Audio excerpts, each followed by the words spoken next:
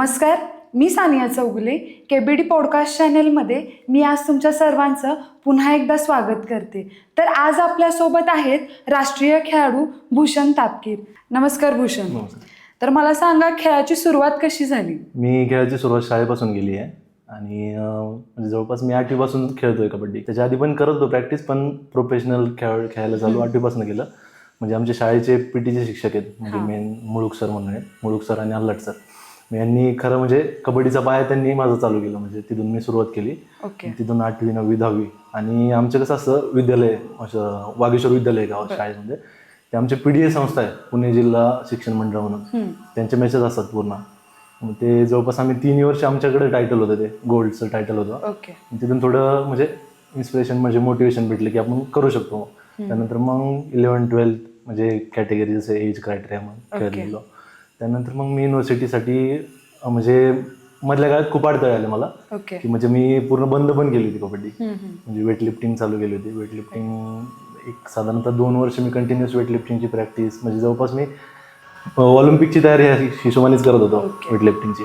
त्यानंतर मग माझे डोमेस्टिक कोच, म्हणजे घरचे कोच आहे, माझे भाऊ पण लागतात, ते गणेश तापकीर म्हणून. ते म्हटले तू परत एकदा ट्राय कर, किंवा मग आमची इथं पुणे लीग असते आपल्या जिल्ह्यामध्ये, पुणे जिल्ह्यात. मग ती पुणे लीगमध्ये मी सहभाग घेतला होता. तिथून मी खेळलो बऱ्यापैकी, म्हणजे चांगला परफॉर्मन्स दिला. त्यानंतर मग मी असंच खेळत राहिलो कंटिन्युअस. मग गोडावती युनिव्हर्सिटी आहे कोल्हापूरला, तिकडे पण गेलो होतो ट्रायलला. त्यानंतर मग मी तिकडे गेलो ट्रायलला, तिकडून खेळलो. नंतर बांबू युनिव्हर्सिटी आहे संभाजीनगरची, तिकडं फर्स्ट टाइम त्यांनी मला बोलवलं सरांनी तिकडं, की खेळायला म्हणून असं. मग तिकडं टुर्नामेंट होतं, टुर्नामेंट खेळलो. त्यानंतर मग कॉलेजच्या मॅचेस आले ज्यावेळेस, आमचे कंटिन्युअस तिथं टायटल गोल्ड. म्हणजे खेळाची सुरुवात शाळेपासूनच झाली आहे. बर, मग तुम्ही बोललात की वेट लिफ्टिंग. मग वेट लिफ्टिंग जास्त आवडली की कबड्डी जास्त? कबड्डी माझा मूळ गेम ना, त्यामुळे. बर, म्हणजे तुमच्या कोच जे होते त्यांनी सांगितलं म्हणून तुम्ही कबड्डी परत चालू केली. जेव्हा तुम्ही मधल्या स्पॅन मध्ये बंद केलेली कबड्डी, त्याच्यानंतर अचानक पिकअप कसा घेतलात कबड्डीमध्ये? मी काय वेट लिफ्टिंगचं वर्कआउट आहे, हा पण एक वर्कआउटच आहे ना. त्यामध्ये फंक्शनल ट्रेनिंग, बाकीचे सगळे वर्कआउट, कार्डिओ वगैरे सगळं त्यामध्ये व्हायचं. मग त्या फिटनेस, आणि नंतर मग एक साधारणतः 2-3 महिने परत प्रॅक्टिस चालू केली. पुणे लीगची होती. ते झाल्यानंतर थोडं वाटलं की आपण परत करू शकतो. तिथून मी खेळायला चालू केलं. जेव्हा कबड्डी खेळायला चालू केली तेव्हा पहिल्या स्टेजला असा कुठला अडथळा आला का खेळताना? फर्स्ट स्टेजला कोणता अडथळा नाही आला असं कोणता. पण ज्यावेळेस मधल्या गॅपमध्ये मी ज्यावेळेस बंद केली त्यावेळेस मी ज्युनियर नॅशनलच्या कॅटेगरी, म्हणजे त्या रेसमध्ये होतो. पण कोरोना पिरियड आला, त्यामुळे मग थोडं डिप्रेशन स्टॉप केलेलं. ओके. म्हणजे इंजुरीचा वगैरे काही प्रश्न नव्हता स्टॉप करायच्या? नाही, इंजुरी मला नंतरून झाली. म्हणजे प्रॉपर मी प्रोफेशनल नॅशनल झाली माझी, त्यानंतर मग मी इंजुरी झाली मला. प्रोफेशनली खेळायला केव्हा सुरुवात झाली तुमची? प्रोफेशनली मी तसं तर मग पूर्ण पुणे लीग पासूनच खेळायला लागलो. नंतर मग युनिव्हर्सिटी गेम. पुणे लीग केव्हा होती? पुणे लीग 2022 साली. ओके. असा कुठला एक पॉइंट होता जेव्हा तुम्हाला वाटलं की नाही, मला कबड्डीमध्येच करिअर करायचं आणि मी पुढे कबड्डीमधूनच जाऊ शकतो? ज्यावेळी मला आता युनिव्हर्सिटीला मेडल लागला, म्हणजे वेज झोन खेळलो आम्ही, वेज झोनला प्लेस लागली. नंतर ऑल इंडियाची टुर्नामेंट खेळलो. नॅशनल गेम्समुळे मग असं वाटलं आपण करू शकतो कंटिन्यू कबड्डी. म्हणजे ज्युनियर वगैरे जेव्हा खेळलात तुम्ही, तेव्हा असं काही नव्हतं ठरलेलं की पुढे काही? ज्युनियर माझं कोरोनामध्येच गेलं ना. ज्युनियर, सब ज्युनियर गेलो, आणि ज्यावेळेस ज्युनियरची माझी कॅटेगरी होती त्यावेळेस कोरोना. कबड्डी जेव्हा चालू केली तेव्हा तुमचं प्रेरणास्थान कोण होतं? प्रेरणास्थान म्हणजे मी ज्यावेळेस नंतर प्रो कबड्डी पाहायला लागलो, त्यानंतर मग नवीन कुमार म्हणून प्लेअर आहेत दबंग दिल्लीचे प्लेअर, त्यांचं स्किल वगैरे ते आवडून. मग त्यांचं कोणतं एक स्किल आवडते ते आम्हाला सांगा. ते जे हँड टच वगैरे त्या पद्धतीने करतात. मग केव्हा ट्राय केलं का त्यांच्यासारखं स्किल वगैरे? हो, केलं बऱ्याच वेळा. आता खेळतोय त्यामुळे बऱ्यापैकी होताच मुवमेंट. जेव्हा तुम्ही कबड्डी खेळत होतात त्यावेळेला तुमचं स्केड्यूल कसं होतं प्रॅक्टिसचं, मला सांगा. मॉर्निंगला वर्कआउट असायचा, सकाळी उठल्यानंतर वर्कआउट. मग त्यानंतर वर्कआउट झाल्यानंतर पहिलं मी जिम करायचो कंटिन्युअस. नंतर मग कबड्डी खेळायला चालू केली पुन्हा. त्यावेळेस मग सकाळचं प्रॅक्टिस, ग्राउंड प्रॅक्टिस असायची. फंक्शनल ट्रेनिंग वगैरे प्रॅक्टिस, म्हणजे ग्राउंडला वर्कआउट व्हायचा. त्यानंतर मग प्रॅक्टिस, आणि मग दुपारचा रेस्ट, नाही का, आफ्टरनूनला रेस्ट, आणि परत इव्हिनिंगला प्रॅक्टिस, असं शेड्यूल असायचं. म्हणजे दिवसभर प्रॅक्टिस आणि प्रॅक्टिस. येस. मग त्यावेळेला डाएटचा पण तेवढीच काळजी हो घ्यायचा. हो हो. काय काय डाएट मध्ये करायचं तुम्हाला डाएट मध्ये म्हणजे असं प्रोटीन Okay. प्रोटीन रिकव्हरी जी असेल ती Okay. किंवा मग फायबर काप्स जे बॉडीला लागणार आहेत त्यासाठी. मग आजचे जे प्लेयर आहेत ते सगळे पावडर प्लेयर आहेत असं म्हणतात सगळे. तर त्याच्यावर तुमचं मत काय आहे मला सांगा. नाही, आज काय आलेलं आहे, आता सगळं अनऑर्गॅनिक झालं, म्हणजे हा. खाण्यातून एवढं भेटत नाही, पालेभाज्या झाल्या किंवा काय झालं ते असं सहज उपलब्ध होत नाहीये. मग एक रिकव्हरी म्हणून ते प्रोटीन स्कूप मार्फत आपलं तेवढी रिकव्हरीसाठी घेतात. ओके. तर त्या जे पावडर फॉर्म मध्ये आपल्याला जे न्यूट्रिशन भेटतंय त्याचा कितपत फायदा आहे मला सांगा. कितपत म्हणजे कसं आहे, ते 50% चांगलं पण आहे आणि 50% म्हणजे आहे चुकीचं पण आहे. पण काय होतं, ज्याची परिस्थितीनुसार असतं, म्हणजे प्रत्येक जणाला पूर्ण प्रोटीन भेटत नाही, किंवा म्हणजे ग्रामीण भागातली मुलं जी असतात त्यांना पूर्ण प्रोटीन भेटत नाही, ते शहरात आल्यानंतर त्यांना ते घेणं म्हणजे गरजेचं वाटतं. असं मला सांगा, आता जी प्रो कबड्डी लीग चालू आहे आपली किंवा युवा सिरीज पण आता आपल्या महाराष्ट्रात चालू आहे, बरोबर. तर त्यामुळे कबड्डीमध्ये काही चेंजेस झालेत का काय, किंवा त्या लेवलचे प्लेयर आपले जे नॉर्मल खालचे जे प्लेयर आहेत म्हणजे आपल्या गावाकडचे वगैरे ते त्यांना बीट करू शकत नाहीत, ह्याच्या मागचं कारण सांगाल मला. ते प्लॅटफॉर्म आता सध्या प्लॅटफॉर्म त्यांना युवा सिरीजचं उपलब्ध झालेलं आहे, म्हणजे त्यांना ते त्या प्रकारचा कॉन्फिडन्स किंवा मग ते म्हणजे तोपर्यंत ते प्लॅटफॉर्म मध्ये खेळलेले नसतात, पण आहेत बऱ्यापैकी स्किल त्यामधूनच करतात युवा सिरीज मध्ये. प्रॅक्टिस जेव्हा आपली होते त्यानंतर डायट आणि रेस्ट ही कितपत इम्पॉर्टंट आहे प्लेअरसाठी का? डाएट आणि प्रॅक्टिस दोन्ही इम्पॉर्टंट आहे, पण त्याबरोबरच म्हणजे एक 30% प्रॅक्टिस आणि 70% डाएट, त्याचा बेनिफिट भरपूर होतो प्लेअरला. आणि त्याचबरोबर रेस्ट पण हवी बॉडीला. म्हणजे डाएट शिवाय प्लेअर होऊ शकत नाही असं म्हणतात. असं म्हणजे असं म्हणू शकत नाही, कारण ग्रामीण भागातल्या मुलांना बऱ्यापैकी डाएट भेटत नाही, ते तरी पण खेळता येते. पण ग्रामीण भागात प्युअर खाल्लं जातं, मग त्याचा उपयोग त्यांनी करून घेतला पाहिजे की नाही, की पावडर फॉर्म मध्ये जे आपल्याला न्यूट्रिशन भेटतंय तेच केलं पाहिजे असं वाटतं तुम्हाला?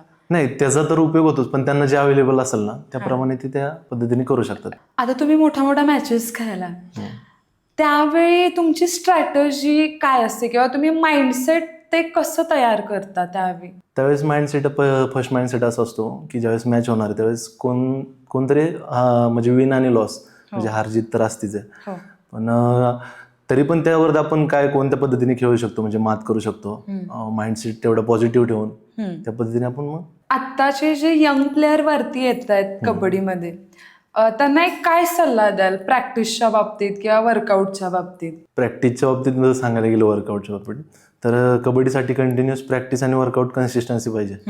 त्याचप्रमाणे मग काय होतं, आत्ताचे युवा प्लेअर आहेत त्यांना लगेच रिझल्ट हवा असतो. हो बरोबर आहे. कंटिन्युअस रिझल्ट म्हणजे चालू केल्यानंतर 1 वर्षभरात रिझल्ट पाहिजे असतो, पण कबड्डीच नाही कोणताही गेम खेळायला गेलो तरी पण त्यामध्ये थोडा वेळ दिल्याशिवाय कोणतीही गोष्ट असली रिझल्ट भेटत नाही. त्यासाठी कन्सिस्टन्सी ठेवणं गरजेचं आहे. आत्ताच्या प्लेअरमध्ये ती कन्सिस्टन्सी नाहीच आहे म्हणून चालावं आपण. मग तुमच्या वेळेला काय होतं मला सांगा थोडं. आमच्या वेळेस म्हणजे कसं होतं, कबड्डी तो माइंडसेट तयार झाला होता, ती आवड निर्माण झाली होती आणि म्हणजे खेळायचं आहे आपल्याला काहीतरी एक म्हणजे वरती प्लॅटफॉर्मवरती दिसायचंय, त्या संदर्भात मग आम्ही पण कंटिन्युअस प्रॅक्टिस वर्कआउट असं चालू ठेवलं. स्टेट खेळायला किती वर्ष लागली? मी आता जवळपास सांगितलं तुम्हाला मगाशी की मी 8वी पासून कबड्डी चालू केली आहे, तर सब ज्युनियरला तर आमच्या म्हणजे मॅचेस काय एवढ्या झाल्या नाही, किंवा ज्युनियरचं माझं गेलं. मग स्टेट खेळायला जवळपास मला एक 4 वर्ष तरी गेले, कमीत कमी 4 वर्ष. 5व्या वर्षाला मग कुठं. बापरे. प्रत्येक मॅच जिंकण्यामागची स्ट्रॅटेजी काय असते ते सांगा आम्हाला. कबड्डी या खेळात तर पहिली गोष्ट म्हणजे टीम गेम. हो बरोबर. टीम गेम लागतो आणि पॉझिटिव्ह माइंडसेटनी खेळायला लागतं. जेवढं आपण पॉझिटिव्ह माइंडसेटनी खेळेल त्यावेळेस आपण प्रत्येक मॅच ही जिंकतोच. म्हणजे आपण असं धरूनच चाललो की आपल्याला मॅच जिंकायची, म्हणजे जिंकलेलोच आहे जवळपास, म्हणजे त्या पद्धतीने खेळतो आपण. आता मला सांगा, आपल्या महाराष्ट्रात कबड्डीचा जन्म झाला असं म्हणतात. बरोबर. आपल्या महाराष्ट्रापासून कबड्डी वाढतीये. बरोबर. तर आपल्या महाराष्ट्रात न वाढता ती आता बाहेरच्या स्टेट्स मधून आपल्याला दिसते, जसं की हरियाणा, राजस्थान असेल, हिमाचल प्रदेश असेल. तर त्या बाबतीत मला थोडं सांगाल का की त्यांची स्ट्रॅटेजी काही वेगळी असते, किंवा आपण कुठे कमी पडतोय का? तुम्ही मगाशीच क्वेश्चन गेला होता तो डाएट, रेस्ट आणि प्रॅक्टिस. बरोबर. तर महाराष्ट्रातले प्लेयर चांगलेच आहे. म्हणजे कबड्डी एक खेळ हा महाराष्ट्रातून झालेला आहे तयार, बरोबर. पण काय आलेलं आहे, डाएट प्रॅक्टिस त्यामध्ये म्हणजे बऱ्यापैकी फरक डिफरन्स असल्यामुळे बऱ्यापैकी नॉर्थचे जे आहेत ना प्लेअर प्लेअर आहेत ना ते बऱ्यापैकी वरती खेळत आहेत. ओके, म्हणजे डाएटचा इथं कुठंतरी संबंध येतो. आहे असं वाटतं तुम्हाला? डाएट आणि प्रॅक्टिस पण. ओके, मग प्रो कबड्डी लीग मध्ये पण बाहेरचेच प्लेअर जास्त हो. आहेत. प्रो जेव्हा खेळतो एखादा खेळाडू तर त्याला पूर्णपणे प्लॅटफॉर्मच मिळून जातं. बरोबर. प्रॅक्टिस असू दे, डाएट असू दे, तरी सुद्धा आपला महाराष्ट्र का मागे पडतोय? ते काय होतं, एक स्पेसिफिक प्लेअरच जातात बरोबर. म्हणजे प्रो कबड्डीमध्ये स्पेसिफिक प्लेअर खेळतात महाराष्ट्राचे. त्यानंतर म्हणजे काय होतं, टीम गेम राहतो ना, टीम गेम मधलं प्रत्येक म्हणजे सगळे 7च्या 7 प्लेअर तर जाऊ शकत नाही. हो, बरोबर. इच अँड म्हणजे 1 प्लेअर जातो. तो येऊन मग नंतर हळूहळू जसं आता नॉर्थचे काय करतात ते प्लेअर, एक प्लेअर त्यांचा वरती गेला, दुसरा प्लेअर कसा वरती येईल त्या पद्धतीने आता महाराष्ट्राने पण ती स्ट्रॅटेजी चालू केली. तर तुम्ही एवढं खेळलाय, आता नॅशनल पर्यंत जाऊन आलाय किंवा स्टेट पण जास्त खेळलाय तुम्ही, तर असं वाटलं नाही का कधी प्रो कबड्डी खेळावी आपण पण त्या प्लॅटफॉर्मवर जावं? प्रो कबड्डी युवा सिरीज झाली होती 2022ला. युवा सिरीज मी पुणे जिल्ह्याचं प्रतिनिधित्व केलं होतं तिथं. आणि त्यात मार्फतच मला प्रोची संधी आली होती. म्हणजे पटना पायरेट्स टीमने सायन्ससाठी बोललो होतं. NYP कॅटेगरी आहे, न्यू प्लेअर कॅटेगरी. त्यासाठी मी सगळं डॉक्युमेंट प्रोसिजर पण करून आलो होतो. आणि त्यानंतर मग 1-2 आठवड्यात आमची इथं एक स्टेट लेवल होती, सतीश करंडक म्हणून. तिथे मला इंजुरी झाली होती. इंजुरीमुळे ते सीझन माझा गेला प्रोचा. वाईट वाटलं? खूप खूप खूप वाईट वाटलं. म्हणजे हातात जवळपास मी खेळणारच आणि इंजुरी झाली. ज्या वेळेला तेव्हा इंजुरी झाली त्यावेळेला असं वाटलं नाही का की कबड्डी सोडावी आपण? असं कबड्डी खेळायचीच आहे, इंजुरी किती झाली तरी खेळायचीच आहे. इंजुरी थोड्या कालावधीची राहते, पण आपल्याला त्या प्लॅटफॉर्म पर्यंत पोहोचायचंय. ते टार्गेट अचीव्ह केल्याशिवाय. पण तोंडाजवळ घास आलेला जेव्हा कोणतरी हिरावून घेतं किंवा तो काढला जातो त्यावेळेला ती मेंटॅलिटी तुम्ही कशी स्ट्रॉंग केलं किंवा स्वतःला कसं स्ट्रॉंग उभा केलं परत, मला सांगा. म्हणजे एक पॉझिटिव्ह माइंडसेटनीच आपण ती इंजुरी हे करू शकतो. म्हणजे ठीक आहे, ती इंजुरी झाली आहे, जे व्हायचं ते होईल, पण आपण त्यातून परत काय अजून पुढे जाऊन सुधारू शकतो किंवा खेळू शकतो परत प्लॅटफॉर्मवर जाऊन. नंतर मग पॉझिटिव्ह माइंडसेटने अजून ती इंजुरीतून उठून म्हणजे एवढं मोटिवेशनने हार्डवर्क करून परत त्या प्लॅटफॉर्मला खेळणं. मग खेळतानाची तुमची आवडती प्लेस किंवा आपण म्हणतो डिफेन्समध्ये तुमची फेवरेट प्लेस किंवा रेड असं काही? मी रेडर आहे, राईट रेडर आहे. ठीक आहे, तर राईट रेडर म्हणून मला म्हणजे मी बोथ रेड करतो, लेफ्ट राईट दोन्ही पण करतो, पण जास्त राईट रेड म्हणून मग मला. तुमचं फेवरेट स्किल सांगा मग आम्हाला. ते मी बोनस आणि मग डॅश, बोनस प्लस असं कंटिन्यू चालू राहतो. अशी कोणती मॅच आहे जी तुमच्या खूप लक्षात राहिली आहे? युनिव्हर्सिटीची ऑल इंडिया टुर्नामेंट. कुठे होती ती? उडुपीला होती, कर्नाटक मध्ये, त्या साईडला, केरळ साईडला. तर आम्ही कंटिन्युअस म्हणजे गट क्लिअर केला, गट पद्धतमधून वरती गेलो आणि प्री क्वार्टर झाल्यानंतर क्वार्टरची मॅच होती वेल्स युनिव्हर्सिटी बरोबर. ती मॅच आम्ही जिंकलो होतो जवळपास आणि थोड्या चुकीमुळे ती हारलो. आणि म्हणजे ते मेडल मध्ये आपल्याला जवळपास महाराष्ट्राला 21 वर्षातून ते मेडल भेटणार होतं. अरे बापरे, युनिव्हर्सिटीचं मेडल ऑल इंडियाला. ते इतकं वाईट वाटलं.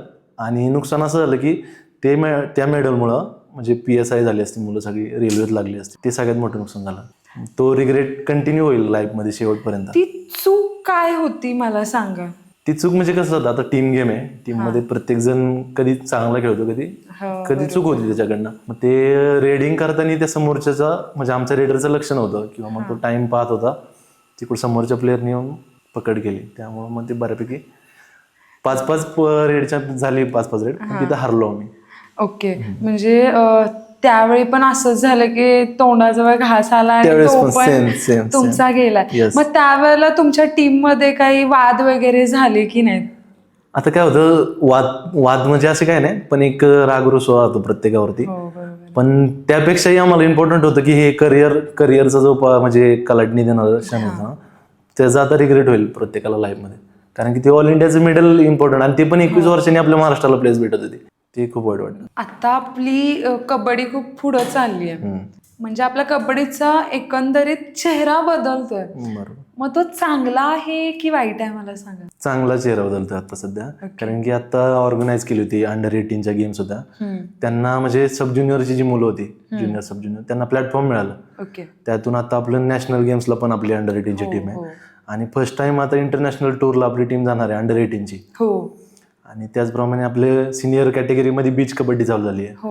आणि आता फर्स्ट बीच कबड्डी आपलं खेलो इंडिया पण झाली, इंडिया पण. त्यामध्ये आपल्या महाराष्ट्राला मेडल सुद्धा आहे. हो, मग ते एक चांगलाच चेहरा म्हणा, पॉझिटिव्हिटी वाढत चालली गेमची पुढे. म्हणजे कबड्डी कुठेतरी वाढते वाढते महाराष्ट्रात. हो. आपल्या कबड्डीबद्दल खूप गैरसमज आहेत बाहेर, म्हणजे पॅरेंट्सचे असू देत किंवा ज्या लोकांना कबड्डी माहिती नाहीये त्या लोकांचे पण खूप गैरसमज वाढत चालले. बरोबर. तर त्याबद्दल आपण थोडं बोलूया. पॅरेंट्सचे गैरसमज म्हणजे असं कसं, मुलांनी स्पोर्ट्सच नाही केलं पाहिजे, त्या सोबत एज्युकेशन पण पाहिजे. आणि बरोबर आहे त्यांचं, म्हणजे एज्युकेशन पण तेवढंच इम्पॉर्टंट आहे जेवढा खेळ इम्पॉर्टंट हो आहे. बरोबर. पण आज काय आलेलं आहे, प्रत्येक मुलगा म्हणजे खेळाच्या दृष्टीने पाहतोय, त्याला एज्युकेशन नाहीच आहे. म्हणजे आत्ताच्या प्लेअरची मेंटॅलिटी काय झालीये, तर आपण नुसता खेळायचं, एज्युकेशन कडे तेवढं लक्ष नाहीये त्या लोकांचं. नाहीये. आणि एक आपल्या म्हणजे महाराष्ट्रात तरी ते भरपूरच चाललंय पॅरेंट्सचं जे आहे ते. तुमच्या पॅरेंट्सचं काय होतं जेव्हा तुम्ही खेळायला चालू केलं तेव्हा? माझ्या घरून म्हणजे कसं, मम्मी आणि पप्पा म्हणजे आई वडील दोघांचा पण सपोर्ट राहतो, फुल सपोर्ट आहे. ज्यावेळेस मला इंजुरी झाली होती त्यावेळेस पण त्यांचा म्हणजे माझं खरं पॉझिटिव्हिटी तेच होते की पण तू परत रिकव्हरी करून खेळ लवकर, असं बऱ्यापैकी त्यांनीच मला मोटिवेट. म्हणजे घरून सपोर्ट होता इंजुरी झाल्यानंतर पण. म्हणजे तू दोन्ही बॅलन्स करत असशील, म्हणजे स्टडीज पण तेवढाच बॅलन्स करत आणि प्रॅक्टिस सुद्धा. वेट लिफ्टिंगचे जेव्हा तू बोललास मला, त्यावेळेला घरच्यांचा कुठेतरी रोल होता का वेट लिफ्टिंग आणि कबड्डीमध्ये? म्हणजे त्यांना असं वाटत होतं, तू काहीतरी गेमच बंद करण्यापेक्षा तू काहीतरी चालू केलं नवीन, म्हणजे खेळतोयस ते महत्वाचं आहे त्यांना, असं त्या हिशोबाने त्यांनी मग ठीक आहे. फॅमिली बॅकग्राऊंड असं स्पोर्ट्स मधलं होतं की काही नाहीये? म्हणजे फॅमिली बॅकग्राऊंड स्पोर्ट्स मध्ये नाही. स्टडीज आणि गेम ह्याचं मॅनेजमेंट तू तुझ्या लाईफ मध्ये कसं केलंस? स्पोर्ट्स तर पहिल्यापासूनच खेळतोय आणि एज्युकेशन पण चालू होतं, पण स्पोर्ट्स करता करता मी एज्युकेशन वरती पण फोकस केला होता. म्हणजे मी ग्रॅज्युएट झालं, त्यानंतर आता MBA करतोय आणि मी मध्ये स्टेट गव्हर्नमेंटला पण होतो, म्हणजे MSCB डिपार्टमेंटला.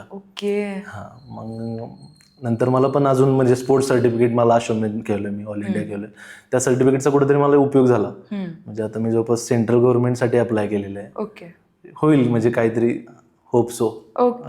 म्हणजे गेम जसं म्हणजे कबड्डी खेळून जी अचिव्हमेंट भेटली, स्टेटला प्लेस असेल किंवा वरती, त्याचा उपयोग तू स्टडीज मध्ये केलास. मग आजच्या युथला तू ह्याचं म्हणजे एक एक्झाम्पल देशील का की स्पोर्ट्स आणि स्टडीज ह्या दोन्ही पण इम्पॉर्टंट आहेत, ते त्यांना एकदा सांग तू. म्हणजे कसं आहे, स्टडीज आणि स्पोर्ट दोन्ही पण इम्पॉर्टंट आहे. म्हणजे जेवढं तुम्ही स्पोर्ट्स मधून जे सर्टिफिकेशन मिळवत आहे त्यानंतर एज्युकेशन क्वालिफिकेशन पण तेवढं लागतं तुम्हाला, एखादा जॉब मिळवण्यासाठी किंवा काय 12th पास पुढे ग्रॅज्युएशनसाठी. म्हणजे तुम्ही ते स्पोर्ट्स घेऊन नुसतं एज्युकेशन नसेल तर स्पोर्ट्सचा काय उपयोग होत नाही, म्हणजे त्या सर्टिफिकेटचा काय उपयोग होत नाही. तर त्यामुळे तुम्हाला एज्युकेशन पण लागेल. म्हणजे दोन्हीही इम्पॉर्टंट तुझ्या लाईफ मध्ये. तू पहिला प्रेफरन्स स्टडीजला दिलेलास की गेमला दिलेलास? असं पहिलं तर मी स्पोर्ट्स नव्हतंच खेळत, पहिले एज्युकेशन म्हणजे स्टडीज करायचो कंटिन्युअस. पण ज्यावेळेस स्पोर्ट्स आलं लाईफमध्ये त्यानंतर मग 50-50 रेशो चालू झाला की म्हणजे स्पोर्ट्स. कबड्डीमुळे तुझ्या लाईफमध्ये खूप चेंजेस झाले असतील, तर एक इम्पॉर्टंट गोष्ट सांग ज्याने कबड्डीमुळे तुझी लाईफ पूर्ण चेंज झाली. म्हणजे काय होतं, कबड्डीत मी स्वतःची ओळख नव्हती पहिली गोष्ट, म्हणजे मी कोण म्हणजे असं काय नव्हतं. ज्यावेळेस मी कबड्डी चालू केली नंतर हळूहळू म्हणजे मला प्लॅटफॉर्म भेटलं, मी खेळत गेलो होते कंटिन्युअस. म्हणजे प्रेक्षकांना पण प्लेअर आवडतो त्यावेळेसच तो दिसण्यात येतो किंवा मग त्याला माहिती होतं, मग बऱ्यापैकी ती ओळख निर्माण झाली आणि घरच्यांना पण कुठेतरी समाधान वाटलं अचिव्हमेंट मुलाची झाली म्हणून. मग त्यांना पण त्यांचा आनंद महत्वाचा होता ज्यावेळेस मला अचिव्हमेंट. तुझी अजून पण कबड्डी चालू आहे, तुझं गेम चालू आहे, तर मला सांग, जेव्हा हंड्रेड्स ऑफ पीपल आपल्या अराउंड असतात त्यावेळेला आपण कुठल्या स्ट्रॅटेजीने खेळतो? म्हणजे एखाद्याला खूप भीती असते की एवढ्या जणांसोबत कसं खेळायचं, किंवा तो प्लेअर आपल्या ग्राउंडवर व्यवस्थित खेळत असतो पण गेमला म्हणजे मॅचला एखाद्या गेल्यावर त्याचा गेम होत नाही त्या लेवलला जाऊन, तर त्यावेळेला तुझा मोमेंटम काय असतो मला हे सांग. काय होतं, भरपूर प्रेक्षक असतात बस कडे पाहायला, त्यावेळेस खेळणारा जर त्यांच्याकडे लक्ष दिलं तर गेम होत नाही. काय होतं, 100% फोकस गेमवरती ठेवायला लागतं ज्यावेळेस मॅच होईल, त्यावेळेस मग तुम्ही कुठेतरी खेळू शकता चांगल्या पद्धतीने. आणि प्रेक्षक असे म्हणजे कसे पॉझिटिव्हिटी देणारेच असतात, निगेटिव्हिटी थोडेफार निगेटिव्हिटी राहतात, पण घाबरून जाण्यासारखं असं काय नाही त्या खेळामध्ये. आता प्लेअर आहे त्यामुळे घाबरायचा प्रश्नच येत नाही. कबड्डी मधून वरती यायला कोणी कोणी सपोर्ट केलात, म्हणजे कोच तुमचे कोण होते? मी शाळेपासून चालू केली स्पोर्ट्स खेळायला, त्यामुळे पीटीचे सर पहिले मुळूक सर होते, मुळूक सर, अल्लाट सर. हां हां ते म्हणजे शालेयपासून ते मला सपोर्ट करता येते. त्यानंतर मी मधल्या पिरियडमध्ये बंद गेली होती मध्ये कबड्डी. मग त्यावेळेस माझे डोमेस्टिक कोच आहेत, म्हणजे माझे भाऊ पण आहेत ते, ओके. गणेश तापकीर म्हणून. त्यांनी मग मला परत एक पॉझिटिव्हिटी दिली की तू खेळू शकतो. त्यांनी मला त्या प्लॅटफॉर्मला आणलं आणि त्यांनी मग मला नंतरून आपल्या महाराष्ट्रामध्ये एक नावाजलेला क्लब आहे सतेज कबड्डी संघ बानेर म्हणून. मग त्या क्लबमध्ये मला खेळण्याची संधी दिली. चांदेरे सर आहेत, त्यांनी मला त्या क्लबमध्ये म्हणजे खेळण्याची संधी दिली. मला एक प्लॅटफॉर्म भेटला. कबड्डी मधून जेव्हा वरती आलात त्यावेळेला कोणाकोणाचं सहकार्य लाभलं तुम्हाला? कोच असतील तुमचे किंवा पॅरेंट्स असतील? आता घरचे तर सपोर्ट करतच होते, पण मी शालेयपासून स्पोर्ट्स चालू केलं. त्यावेळेस माझे पीटीचे कोच होते जे मुळूक सर, अल्लाट सर. आणि त्यानंतर मग प्लॅटफॉर्मवरती आलो मी, म्हणजे फेडरेशन खेळायला जेव्हा चालू केलं त्यावेळेस माझे डोमेस्टिक कोच आहेत घरी, म्हणजे गणेश तापकीर म्हणून. त्यांनी मला या प्लॅटफॉर्मवरती मला आणलं खरं तर सांगायचं झालं तर. आणि मग त्यांनी आपलं नावाजलेला क्लब आहे सतेज कबड्डी संघ महाराष्ट्रामध्ये. मग त्या क्लबमध्ये मला चांदेरे साहेब, बाबूराव चांदेरे साहेब, त्यांनी मला तिथे खेळायची संधी दिली. त्यानंतर मी सिनियर स्टेट ह्या प्लॅटफॉर्मवरती खेळलो. मग त्यानंतर मी त्यांच्या क्लबकडनं कंटिन्युअस खेळत माझा गेम इम्प्रूव्ह होत गेला. आता इथून पुढे, आता ह्याच्या मागे तुम्ही अचीव्ह करतच आला, इथून पुढे तुमचं फ्युचर काय प्लॅनिंग आहे किंवा कुठली डेस्टिनी अजून अचीव्ह करायची आहे का? अजून माझं सिनियर फेडरेशन नॅशनल खेळायचं राहिलेलं आहे. मी आतापर्यंत युनिव्हर्सिटीज खेळलो आणि फेडरेशनची स्टेट खेळलोय. मला एक सिनियर नॅशनल खेळायचं आहे आणि बघूयात माझा गेम अजून इम्प्रूव्हमेंट झाला चांगला तर मला इंडियासाठी पण खेळायचं आहे. आणि प्रो कबड्डी जसं की तुम्ही पाहिलेत, आता माझ्या इंजुरीमुळे मी बऱ्यापैकी मागं आलो, बॅकफुटला आलं. ती रिकव्हरी वगैरे सगळं करून मी आता टार्गेट ते आहे. आणि जॉब तर चालू तर जॉब तर आमच्या पूर्ण टीम कडून आम्ही तुम्हाला बेस्ट लक देतोय. तुमचं नक्की काम होईल, तुम्ही सिनियर नॅशनल पण खेळाल आणि सिनियर नॅशनल किंवा प्रो कबड्डी खेळल्यानंतर पण आम्ही अजून एकदा तुमचा पॉडकास्ट घेऊ. तर आम्हाला तुमचा इतका वेळ दिल्याबद्दल खरंच थँक्यू. परत या आणि बेस्ट लक. असेच नवीन नवीन पॉडकास्ट पाहण्यासाठी तुम्ही आपल्या केबीडी पॉडकास्ट चॅनेलला सबस्क्राईब करा आणि असाच आम्हाला सपोर्ट करा. धन्यवाद.